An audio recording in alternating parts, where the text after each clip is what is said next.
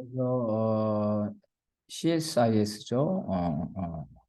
국제전략연구소에 대한 워게임에 관한 건데 전쟁의 결과를 한번 보는데 어쨌든 이 전쟁은 제한 전쟁이다. 미국과 중국의 전면 전쟁으로는 가지 않을 거다. 왜냐하면 양쪽 다 그 전면 전쟁에 의해서는 핵무장 국가로서 너무나 많은 피해를 입기 때문에 그렇죠. 그래서 주로 그렇기 때문에 이제 그 미사일과 공군, 그죠? 해공군에 관한 피해가 극심할 것으로 봅니다. 물론 이제 대만의 경우에는 이제 그 육지, 그죠?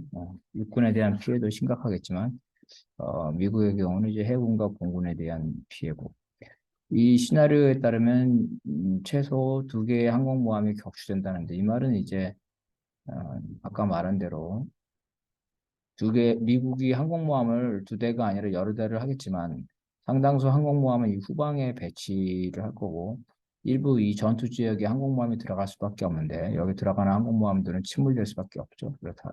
다시 말해서 이 항공모함의 예비 전력들은 바깥에 배치하고 여기 들어가 있는 항공모함 정도는 두 대 정도는 될 거다. 그래서 이 침몰을 불사하고 그럼에도 불구하고 전투 지역에 항공모함을 배치할 수밖에 없다는 그러한 걸로 보겠습니다.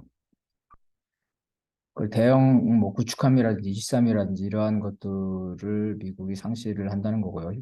전쟁 3주 만에 3,200명의 미군이 전사한다는 거고 그 이후 전쟁이 계속 지속되거나 아니면 미국의 그 입장, 전쟁을 어떻게 확정시킬 거냐에 따라서 이 숫자는 더 많이 늘어날 수 있다. 이 제한 전쟁의 경우에 이런 형태라는 거죠. 그래서 이 숫자는 이제 이라크, 아프가니스탄에 20년간 전사한 미군의 절반의 숫자이다. 이런 정도의 사망 숫자를 미국의 선출된 대통령, 그죠? 선출된 대통령, 민주주의 대통령이 미국 여론을 극복하고 이런 정도의 미군의 희생을 감수하면서 전쟁을 계속 지속할 수 있을까? 장기전을 이거는 이제 미지수라고 보겠습니다. 중국의 이제 피해는 미국보다 더 훨씬 심각하다는 거죠. 그래서 만여 명이 전사한다는 거예요. 전쟁 포로를 수만 명이라는데 그거는 좀 과도할 것이다. 전쟁이 기본적으로 해군과 공군을 중심으로 하기 때문에 많이 발사하지는 않을 것이라는 거죠. 전투기와 군함에는 많이 이렇게 되고 반면 이제 대만의 경우는 아주 심각한 피해를 본다는 거죠. 대만의 경우에는 아주 심각한 피해를 볼 것입니다. 그리고 일본에 있는 미군 기지는 공격을 받을 것이라는 게 거의 기정사실화 된다는 거고 어, 미군 기지 내에 있는 많은 전투기와 전함들을 상실할 수 있고 이것이 만약에 그 제주도라든지 또는 그 오산이라든지 군산행이라든지 이런 것들이 공격적인 공격 기지로 사용될 경우에 중국에 의한 공격을 어, 배제할 수는 없다는 겁니다. 이번 기본적으로 전쟁 시나리오입니다. 그래서 먼저 이제 그 중국군이 대만에 대해 대규모 폭격과 해안 포위를 하고 그다음에 해병대를 비롯한 지상 병력을 대만에 상륙을 시킨다는 거고요. 여기에 대해서 이제 대만 지상군과 중국군이 해안선에서 대치를 하게 된다는 거고 미국의 입장에서는 이제 바로 이제 개입하게 되겠죠.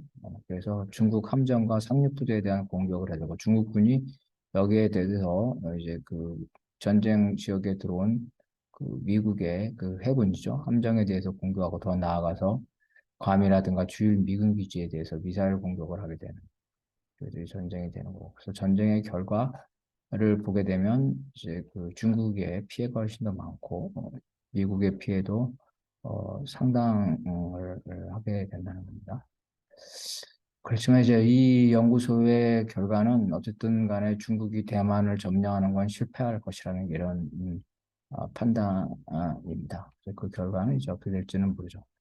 미국이 전면전을 각오하고 중국에게 공격을 한다면 당연히 대만을 미국이 지켜낼 수가 있지만 미국이 전면전에 주저하면서 중국에 대한 공격을 제한적으로 한다면 대만을 지켜낼 수 없을 것다. 중국도 역시 마찬가지죠. 전면전을 불사하고 대만 공격을 확전을 한다면 뭘까? 그러지 않을 경우에는 대만을 점령하기 어려울 것으로 보입니다. 그래서 결국은 이건 미국과 대만이 전쟁을 어느 정도로 확전할 것이냐, 거기에 따라서 전쟁 결과가 달라질 것이라고 볼 수가 있겠습니다.